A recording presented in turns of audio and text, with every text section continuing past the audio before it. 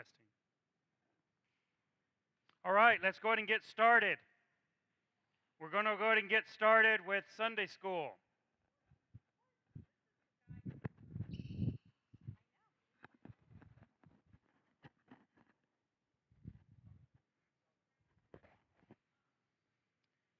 All right, we are in Luke chapter 16.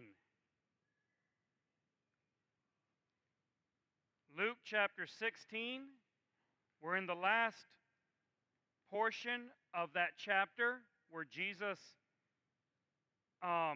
tells the story of the rich man and Lazarus, or as he was traditionally called, Dives and Lazarus. It's not common anymore, but used to be. That's how this was referred to, as the story of Dives and Lazarus. And we're dealing with whether or not this story is a parable. And so we talked about that 2 weeks ago. I wasn't here last week, but we talked about that 2 weeks ago. And we talked about what the parables were as they pertain to how Jesus used them.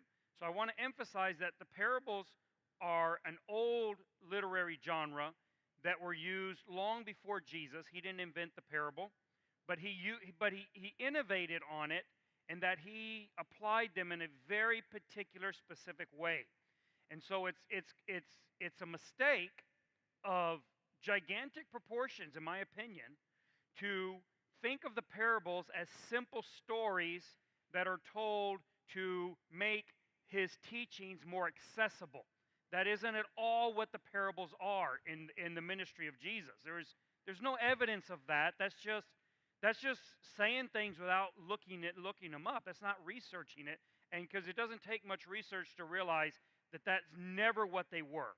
Christ was very clear and even adamant that the parables were intentionally opaque, intentionally obscure, intentionally difficult to understand, precisely to make it to hide the truths of the kingdom from people he didn't want them to understand them. And we talked a little bit about why he would not want some people to understand, and you can go back and look at that. But there were people that Christ did not want understanding the truths of the kingdom. And so he taught those truths in parable form, and then later he revealed those to the apostles so that they could understand. And he revealed it in such a way as to give, ask you to move one chair. You choose the one chair that blocks everyone from view. Thank you. He thinks he's Missy. He's petite. You're welcome. He's all happy. Yeah, so he gave them the key in the parables, particularly in the parable of the sower, so that the apostles could then look at the parables, and by extension us through their teaching can look at the parables and understand this doctrine that he was teaching. And so the parables are very consistently encoded information. And one of the mistakes that some people make in interpreting the parables is mixing up the elements, right? They'll look at the elements in one parable and see what they are, but then when they get to another one, they interpret it as different because it might fit their doctrinal prejudice or something of the kind. They'll look at them and they'll interpret these things differently. I'll give you a very common example of this, and that is the birds in the parables. So Jesus told a parable. Obviously, those that are aware of the parables and are familiar with them know that the parable of the sower has the birds in it, right? The seed goes on the road, on the hard ground, and the birds come and snatch it up before it can get root. And Jesus explained what the birds were there. You have another parable that has birds, and that is where Jesus told the parable of the tree, that it says that the birds come and make their nest in it, right? And those are often interpreted, if you read commentary or if you listen to teachings on it, will often be misinterpreted that the birds in that parable are the believers, that they're the saints, that it's the church. They got different ones. But then that's saying then that the key to the parables is no longer a key. That now, because there's nowhere where Jesus says or taught us that those birds are anything other than the devil. That's what he said the birds represent. The birds in the parable, he says, are the evil one who comes and takes the seed from their hearts. Now, we don't want to get into the parable of the tree and the birds and what that all means, but the point here is that maybe it's difficult to figure out how the birds can be in the tree and what the tree is, but we have a key that we have to keep. And this is not because we want it to be that way. Jesus said that if we don't understand the parable of the sower, how can we understand all the parables? He's essentially saying this is the key to understanding the parables. Now, I say all of that not because I want to get back into the parables per se, but I want us to now consider, by extension, Luke 16, that is often taught to be a parable. And I understand why they teach that. I understand the attraction to try to put this into a metaphorical language or an allegorical language or into a symbolic language. I understand that. And that's a separate discussion as to whether or not this is actual, real, historical account of two unique individuals by the name of Lazarus and Dives, or the rich man, or if this is a hypothetical example that there wasn't actually somebody named Lazarus, but he represents a group of people. We'll talk about that eventually. But right now, that's not the point. The point is whether or not it's a parable. And while I am much more amenable to a discussion on it being hypothetical, I have no open-mindedness whatsoever to calling this a parable. None. Because of what that does to the idea of parables. To me, the parables and what they are and how they're meant to be understood is of such vital importance to Christian doctrine that we diminish them, we dilute them by calling this a parable. Because it doesn't follow any of the structure of the parables of Jesus Christ. None of them. I've had discussions with a number of people on this. In fact, I had a debate recently, virtually in Spanish, on this passage with people who are insistent that this is a parable. And my question, one of my questions, is always when I deal with this is, okay, so here are the elements of this passage, and I have a list of them that I went through and made. So every parable has elements. For instance, you'll have the hard ground, and you have the stones, and the sun, and the birds, and the seed, and the sower, and the servants, and the field, and the pearl, right? There's all these elements, and every parable has a list of elements. So you can go through Luke 16, 19 through the end of the chapter, and you can just make a list of every element that appears in there. So you have a rich man, and you have Lazarus, and you have sores, and you have dogs, and they have them licking the wounds, so you have wounds, and you have angels, and you have the bosom of Abraham, and you have the torments, and then you have a gulf, right? And you can go through, and there's like 40 elements, unique, distinct, or discrete elements in this story of Luke 16. And so I give them that list, and I say, tell me what any 5 of them mean. You can just pick. I don't care. You pick at your choice. Pick 5 elements and interpret them for me. Tell me what they mean. No one can ever tell me what they mean other than that itself. It's like, well, the torments are symbolic. Great. Of what? Okay, what's the interpretation of it? What are the sores? What are the dogs? Well, they never know. Because there's no key anywhere to interpret any one of those elements. They do not appear in the parables. They're all completely unique to this story. There's no parable that'll tell you what the wounds symbolize. All the other parables, even when they do have some unique points, almost all of them have repeated elements so that you can then build on them. And the elements that are unique follow a pattern that allow for interpretation, even though you don't have an exact key to say the birds, for instance, are interpreted this way, but they follow the pattern closely enough that with the other parables you can decipher them. But there's nothing here. There's no pattern. There's no repetition. It doesn't fit any key we have of any of the parables that were interpreted by Christ. It doesn't fit any of that. And then it has a number of anomalies that are completely unlike the parables. For instance, Luke 16 mentions what are called proper nouns. So you have Lazarus mentioned by name. This is completely unlike any parable. You have Abraham and Moses all mentioned by name. Very unlike any parable. There's no parable other than this one, if it's a parable, that does this. All the parables of Christ are very generic. A certain man traveling to a far country. There was a field. It's not in Jerusalem. It doesn't belong to Abraham. His name isn't Lazarus. They're all very generic. And they're all worldly. So when you look at the parables of Christ, all the parables, they're all worldly. There's no heaven. There's no hell. There's no eternity. There's no afterlife. There's no spiritual elements. None. They represent spiritual elements. So the field represents the world. The sower represents the Son of Man. The seed represents the gospel. But those are all given in earthly elements, mostly agricultural ones, but not exclusively. Right?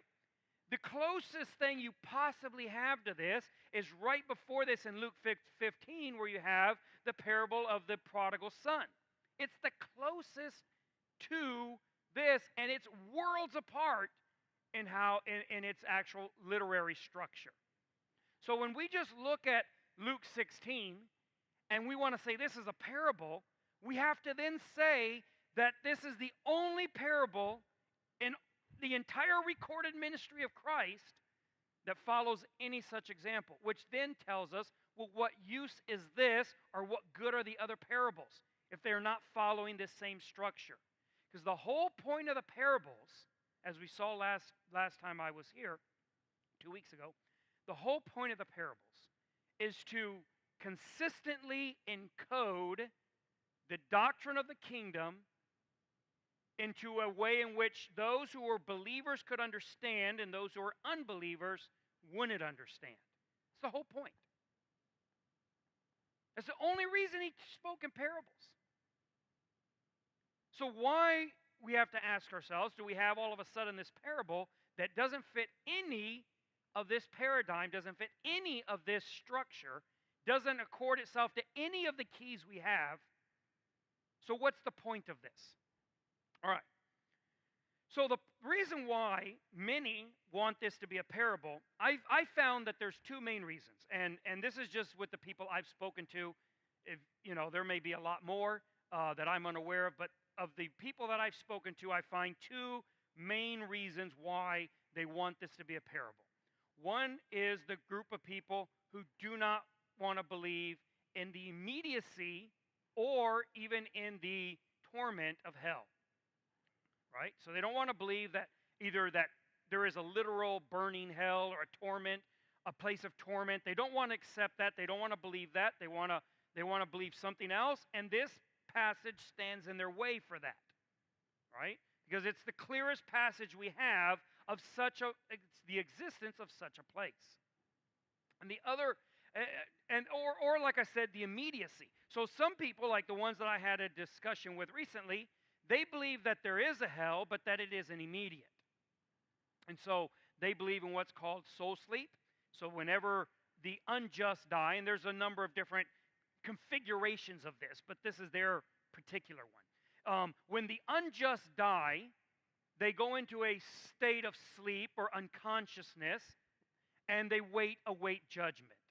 And then after that judgment, then they would go, if they're found unbelievers, they would go to hell. And it's torment. So they don't reject the torment of hell, but rather the immediacy of hell. That it's immediately after death that you open your eyes in torments. And that's kind of where they're at, and that's one group of people. The other group of people are those that are trying to balance what I think and I would consider to be the extremes of fundamentalism on the matter of hell. So fundamentalists, Christian fundamentalists, I think have overemphasized and certainly over sensationalized the doctrine of hell. And I think it's been detrimental to the teaching of hell and to the understanding of it. And so there are those, and this is part of the ones that I also have discussions with, that's where they're at. They don't like the teachings that many fundamentalists give on hell that don't seem to accord themselves neither to logic or even to many of the passages of the scripture themselves. And so they're trying to counterbalance that. And they feel the way to do that is to make this symbolic. Let's turn this into a parable. We don't have to deal with the details of this story in any meaningful way. We can just push it off and say, that's a parable, right? And we can just set that aside and we don't have to deal with it. And so those are the two ways in which I find, or two groups of people that have a real issue and want this to be a parable. And my answer to them is, while I sympathize with all of those points, I don't necessarily agree with them, but I do understand that aversion to there being a hell of torment. I understand the aversion and the logical objection to the idea that hell is instantaneous. I get that. I understand where they're coming from, and they have some good points on that. And I understand, and I actually agree with not liking the distaste of it being over sensationalized. I've been to I've been to some youth camps, and that's always preached there in every camp I've ever been in. Now, I don't know how it is today. Maybe everything's become much more like woke, and they don't talk about hell anymore at youth camps. But when I was going, you could think that there was going to be at least one sermon preached on hell, and it was going to be like, trying to scare everybody to death. And so I've heard these sermons, and I understand where they're coming from, and they make claims that are simply, in my opinion, unconscionably silly, right? So I've heard the claims made about, that they drilled a well down to almost the center of the earth and heard the screaming coming out, and it's like, no.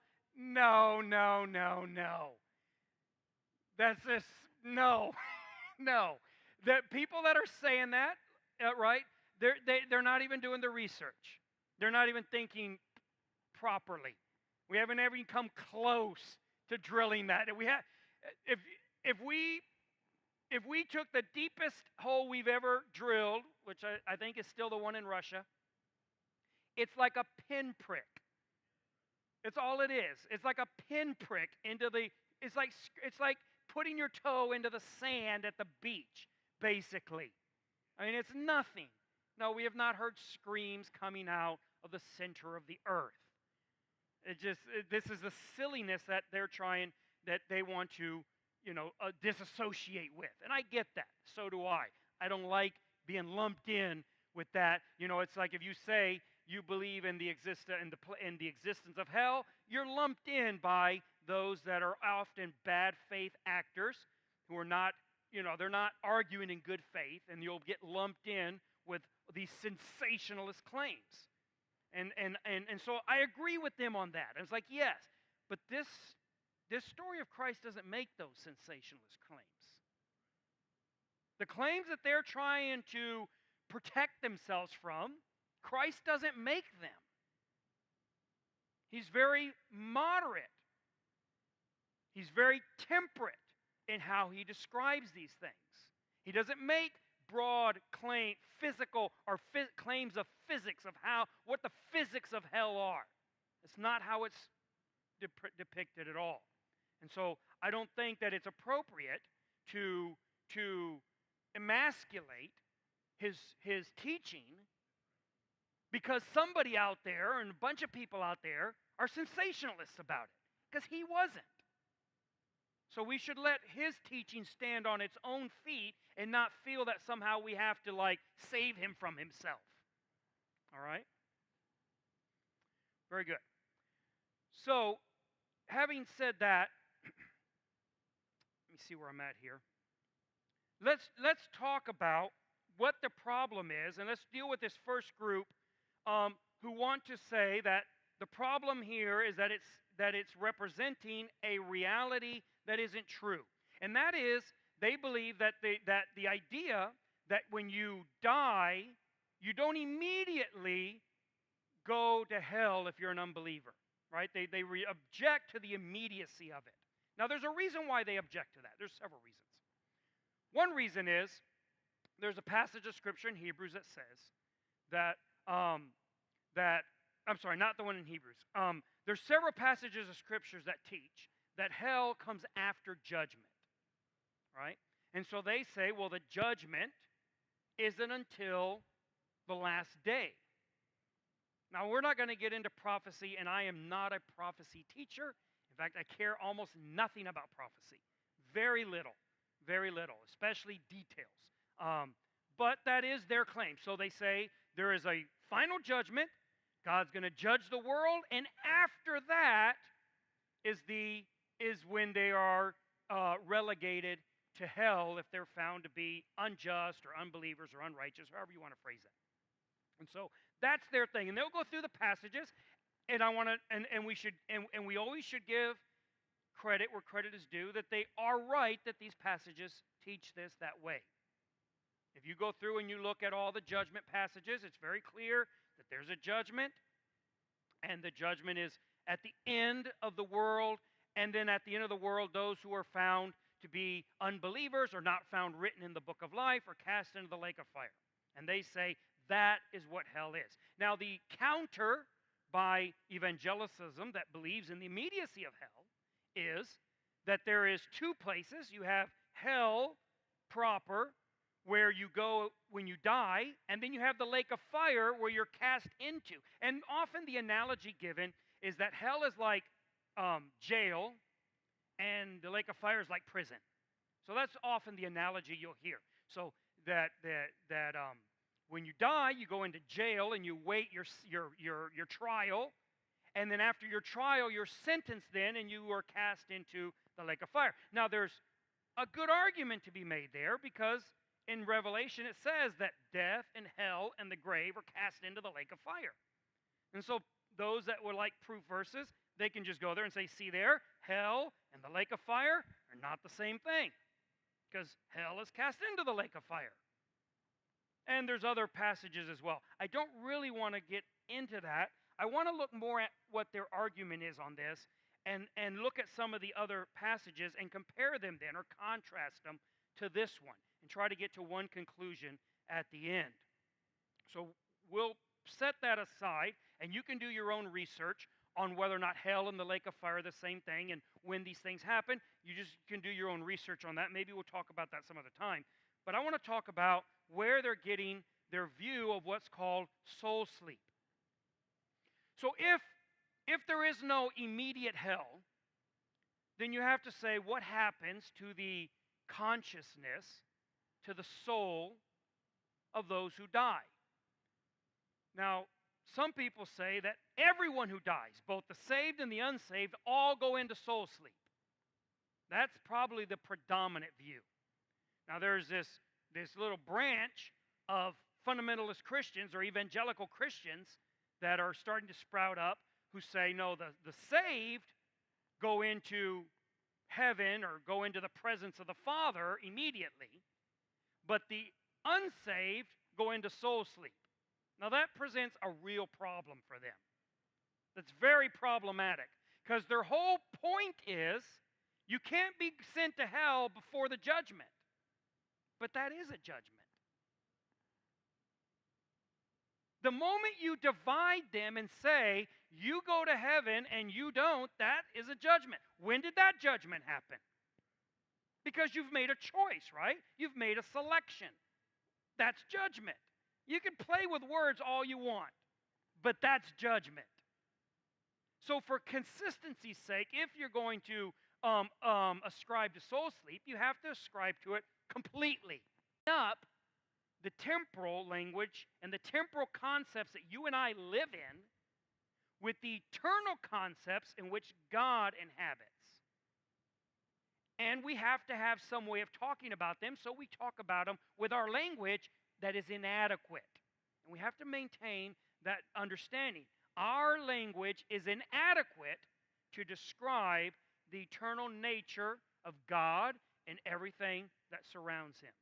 So we have to be very careful, right, that we don't get all hung up on the language we're using and understand we're describing something that exceeds the capacity of our vocabulary. All right. So with that in mind, I want to look at a few texts of where they're coming from so you can get an idea, an appreciation of where they're coming from. This isn't all of them, just a few of them. I'll have Kelly pull them up. We'll start in Psalms chapter 6, verse 5.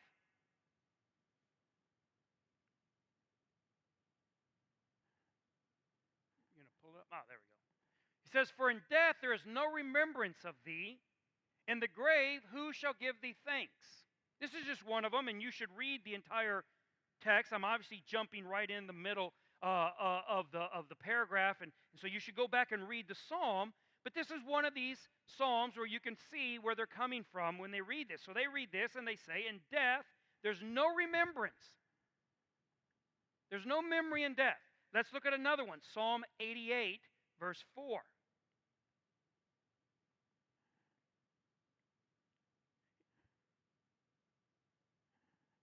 He says, "I am counted with them that go down into the pit.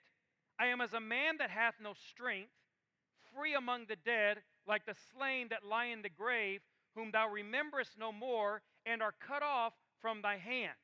So again, we have a depiction that in death, it's a ceasing of remembrance. It's like you're forgotten. Everything is just forgotten.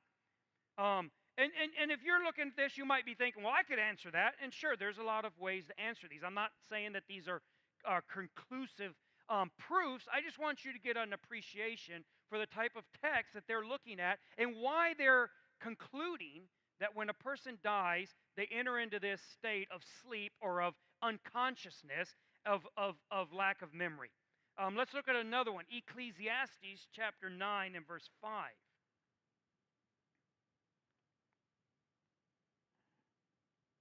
It says, "For the living know that they shall die, but the dead know not anything. Neither have they any more a reward, for the memory of them is forgotten."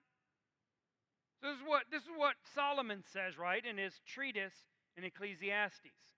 The dead know not anything.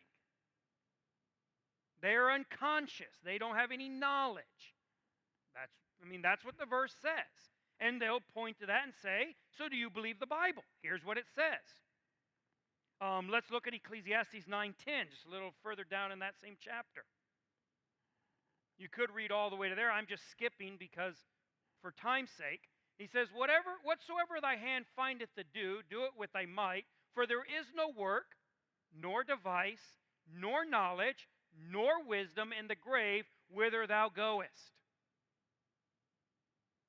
Which is the same word there that's translated as hell in other places. We will talk about that in a separate study. We're going to go and look at that because that is a point that they will point out, that what is translated as grave here is translated in the same Bible in other places as hell. And it is important to look at, and we will. So the point here, though, is, again, Solomon asserts that in the grave, there's no more work, there's no more memory, there's no more knowledge. That's all ceases. Let's look at what Job has to say about it in Job chapter 14, verse 7.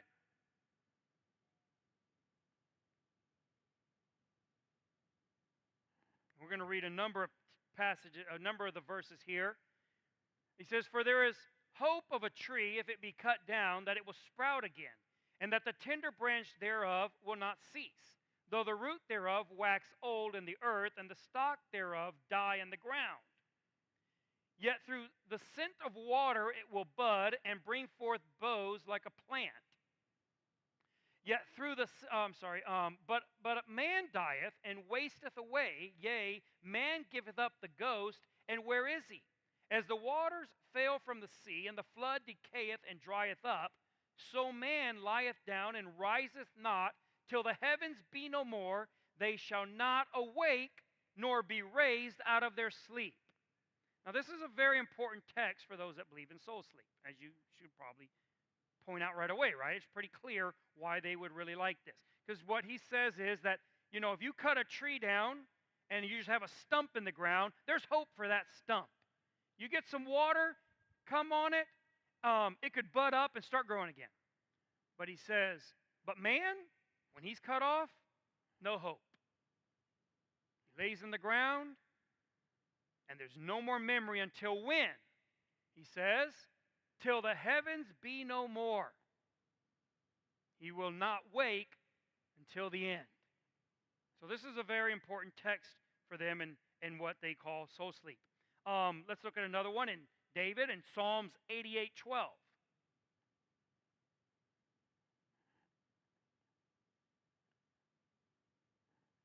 Shall thy wonders be known in the dark, and thy righteousness in the land of forgetfulness? So here David is calling calling death the land of forgetfulness. All of this language seems to portray a lack of consciousness.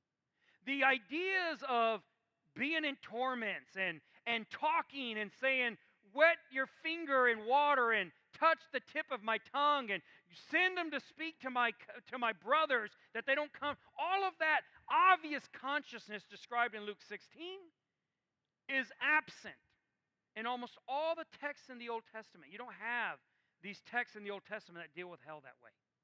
They almost all deal with hell in this way. Almost all. Let's look at one more. Ecclesiastes 3:19.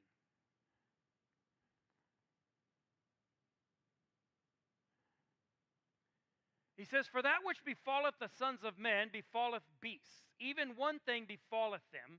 As the one dieth, so dieth the other.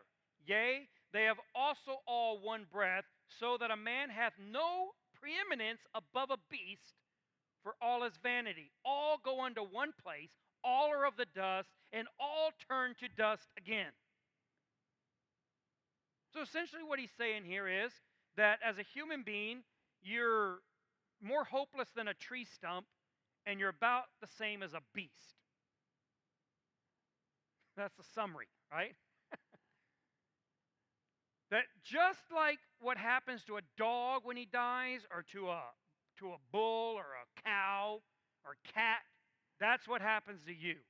You die and you turn to dust, and nobody remembers you, and you have no more conscience, and whatever you're going to do, you do it now in life because there's nothing after this. And of course, those that reject the idea of any type of eternity or afterlife will often go here and show that the biblical authors also rejected those notions. All right. So, now they always stop reading there. They never read verse 21. They don't like verse 21. They'll always stop at verse 20. This is again why I emphasize you really need to read the context. Very important. So what he says in verse 21 is, who knoweth that the spirit of man goeth upward, and the spirit of beast goeth downward into the earth? This is typical of the mischaracterization of Ecclesiastes. Ecclesiastes is one of the most maligned books, most misinterpreted or misquoted books in the Bible. Completely misunderstood. Because Ecclesiastes over and over seems to be saying that all there really is to life is this earth. And that's not what he's saying. In fact, that's the opposite of what he's saying. And it's not reading the book in a literary sense, reading it in its full context and trying to comprehend the point of the author. If you do that, you will realize that Ecclesiastes is saying exactly the opposite of how it's mischaracterized. It's not saying that there is no afterlife. It's saying that there actually must be one. That's the point of Ecclesiastes. You can get the cliff notes on this by jumping to the last chapter, right? Because he says what the summary of the whole book is. He actually says it that way. The sum of all things said is what? To fear God and keep His commandments, because that's the whole of man. The summary of it is there is a God, there is a judgment, and this world is not the end of all things. Now, how does he get to that point? Well, he makes the point, and I'm going to give you the very summarized version of what Ecclesiastes is saying. You can go and read the book and check me out and see if that's the case. But this is the point, this is the argument the way he's putting together the argument. The argument is very simple. He's saying, let's imagine that everything ended when you died, and that you're no different than a dog. What does life look like then? Well, it looks like pointless. All is vanity. Let's assume that there's no difference between the outcome of a wise man and a foolish man. What does life look like if that's true? Well, it looks illogical. There's some serious logical problems with that hypothetical situation that does not fit the reality that we can perceive. What we perceive in life should tell us that can't be true. Nothing fits then, and nothing means anything.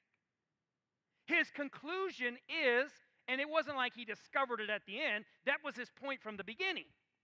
His conclusion should be our conclusion as well, should be, there must be a God, there must be a judgment, and there must be an afterlife. It has to be. Because nothing fits if there isn't. Nothing fits. Nothing fits logically. Nothing fits in any way. There has to be. That's Solomon's conclusion. Because he said, look, I looked at it and I decided I'm going to live my life as if this hypothetical were true.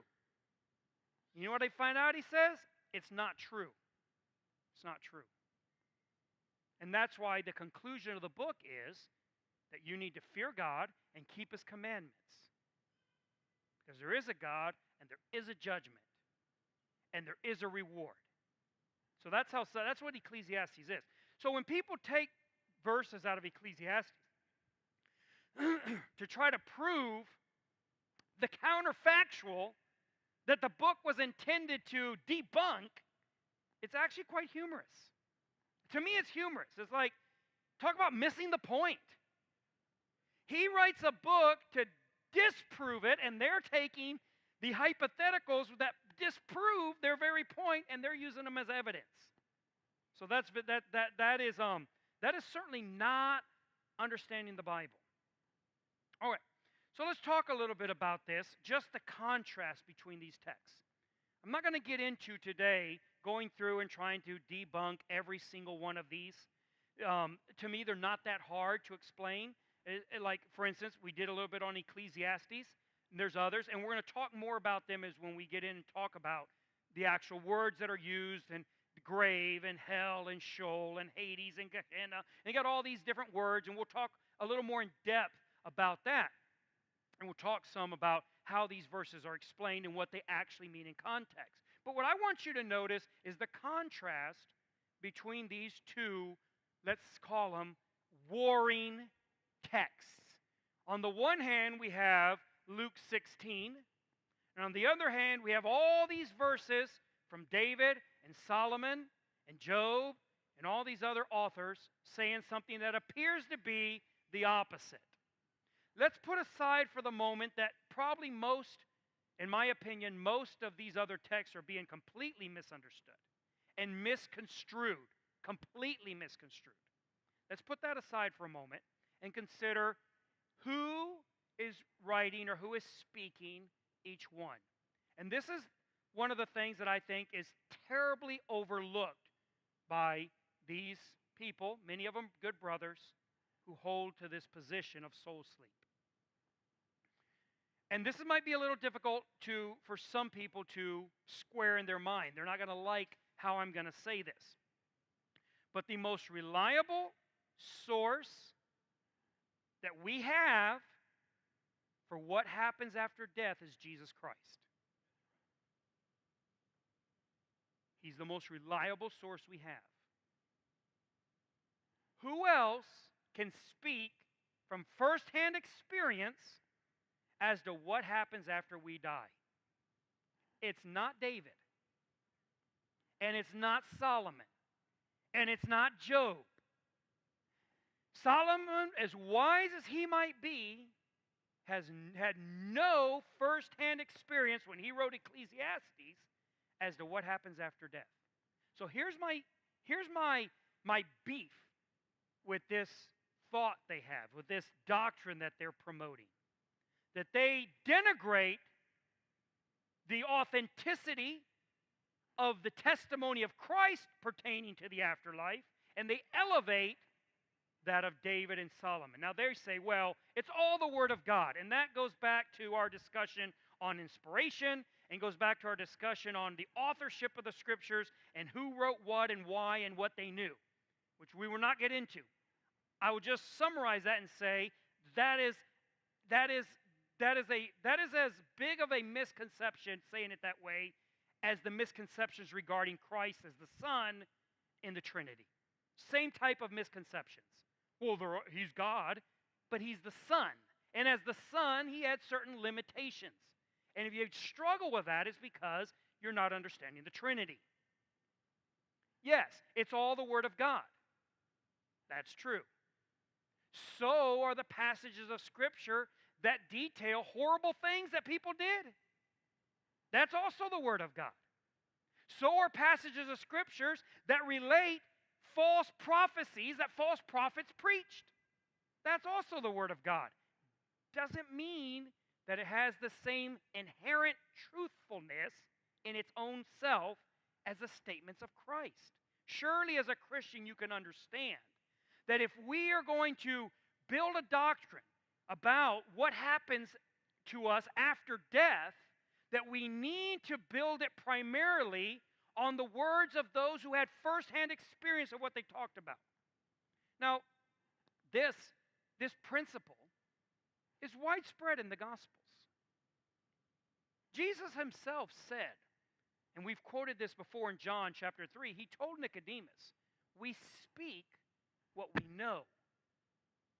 David did not know everything. He spoke truthfully, inspired and through inspiration, truthfully to what he knew and understood. But the Bible tells us in the New Testament that they did not understand everything. And that when they inquired to know more, they were told it wasn't for them to know those things. So we know that David's and Solomon's and Jeremiah and Isaiah's and John the Baptist and even the apostles' knowledge on some things was limited. But Christ on this was not. Now, again, people don't like when I say that, but they're doing the same thing. They're saying that what Christ said is to not be taken literally so that we can take what David said literally. Aren't they doing the same thing in reverse?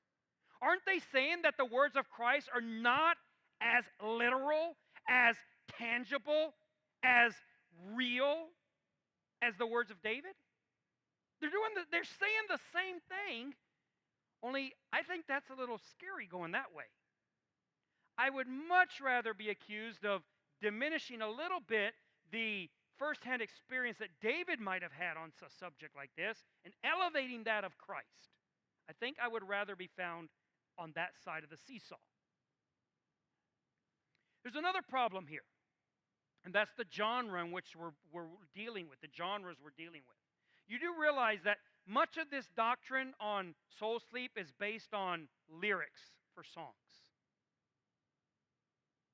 That's what the Psalms are. You understand the problem with this? There are genres of writing. So the Psalms are a genre. They're songs. And as lyrics, they have certain purposes that is not always literal communication. When you write a song, there's always Christians who are like a little too holy. We call them oversaved, right? They're oversaved. And there's always these few oversaved ones who like find a problem with every hymn. Now I'm not a music lover. I would just assume we never sang anything. That would be just fine with me. No music, that would be just perfect, right? But it really annoys me when people pick apart the hymns. Well, that's not doctrinally accurate. No kidding. No kidding. That's why we don't preach the hymnal. Because hymns, songs, have certain limitations, right? They have to, and I don't know the language, the lingo, right? All you elevated people who know it, you're going to be all looking down your nose at me, right? But they do have to follow like a timing, and they have to fit a certain tune that you're trying to go. You know, if not, it'll sound like me singing it on every one of them. Where the like time means nothing and key means nothing.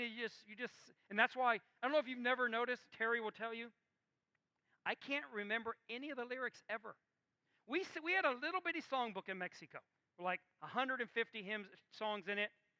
And after like 30 years of singing them two times a week, all the time, singing them all the time, I cannot remember not one line of one song.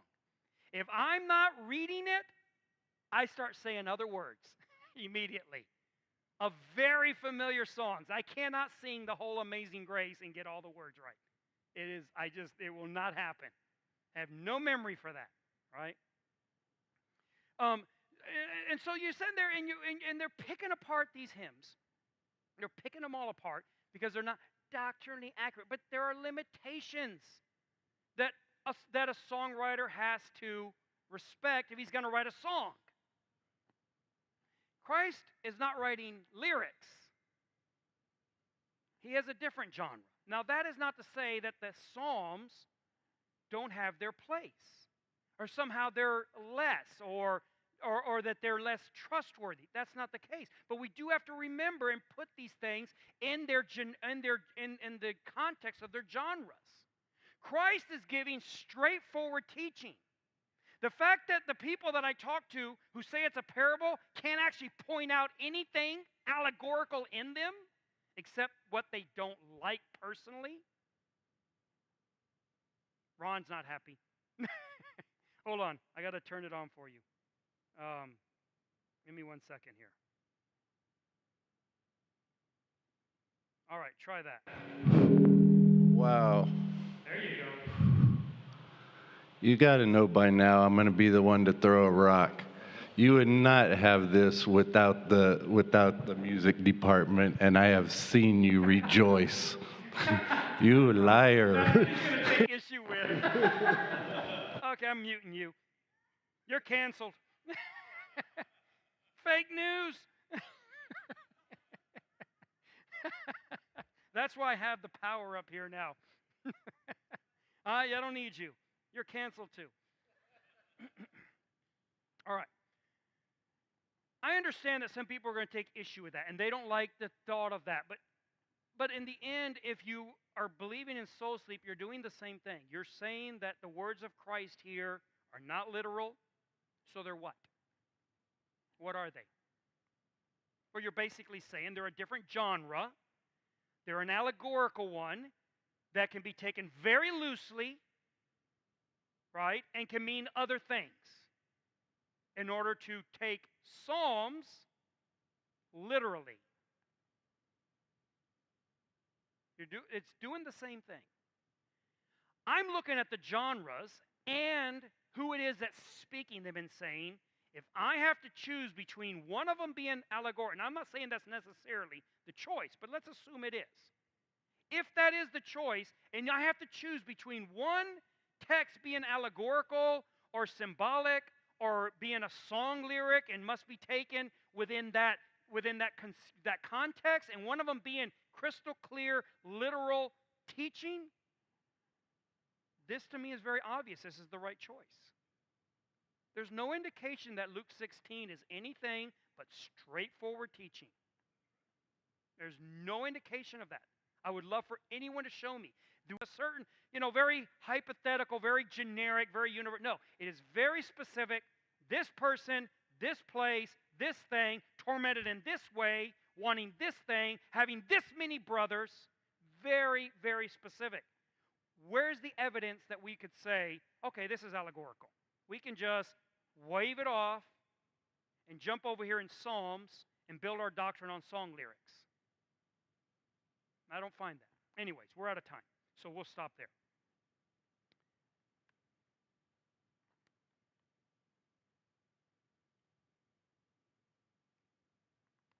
And I do appreciate the work of the song leaders. I know.